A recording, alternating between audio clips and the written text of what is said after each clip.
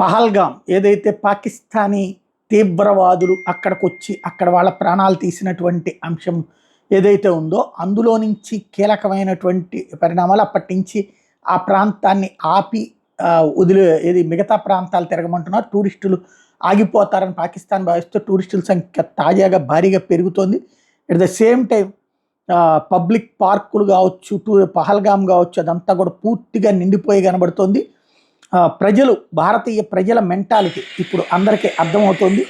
ఎవడు భయపడట్లేదు తీవ్రవాదాన్ని గురించి, అంటే తీవ్రవాదుల ట్రాప్లో పడట్లేదు అన్నటువంటి విషయం స్పష్టంగా కనబడుతుంది. ఆ చుట్టుపక్కల ఉన్నటువంటి ప్రాంతాలన్నిటికీ విపరీతంగా టూరిస్టులు వస్తున్నారు, సందర్శిస్తున్నారు. తద్వారా స్థానికులకు ఉపాధి అవకాశాలతో పాటుగా టెర్రరిస్టులు ఏదో అప్పుడప్పుడు ఒక ఇన్సిడెంట్ చేస్తే భయపడే రకాలం కాదు అన్నటువంటిది భారతీయులు ఇస్తున్నటువంటి ఒక సందేశం అవుతోంది. ఇది ఓ రకంగా చెప్పాలంటే పాకిస్తాన్ లాంటి వాళ్ళకి నిద్ర పట్టనివ్వనటువంటి పరిస్థితి అని చెప్పడంలో అతిశయోక్తి లేదు.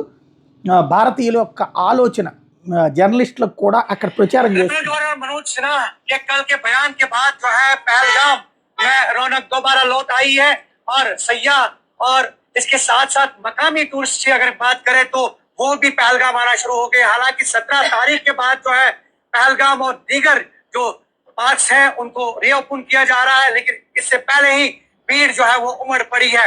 हमारे साथ जो कुछ टूरिस्ट हैं वो बात करने के लिए मौजूद है। सर, आपका नाम बताइए, आप कहाँ से हैं? मैं डॉक्टर जिम्बानी मध्य प्रदेश से हूँ जी, और हम लोग भी यहाँ टूरिस्ट के हिसाब से आए हैं। पहलगाम आए हैं आप? पहलगाम आए हैं जी, बहुत अच्छा लग रहा है। तो इससे पहले कभी पहलगाम आए हैं? पहली बार आए हैं।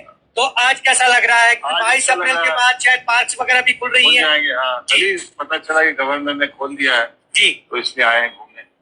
अच्छा, భయపడే పరిస్థితి లేనటువంటి ఒక భారతీయుడు మనస్తత్వం పాకిస్తాన్కి పెద్ద సమస్య.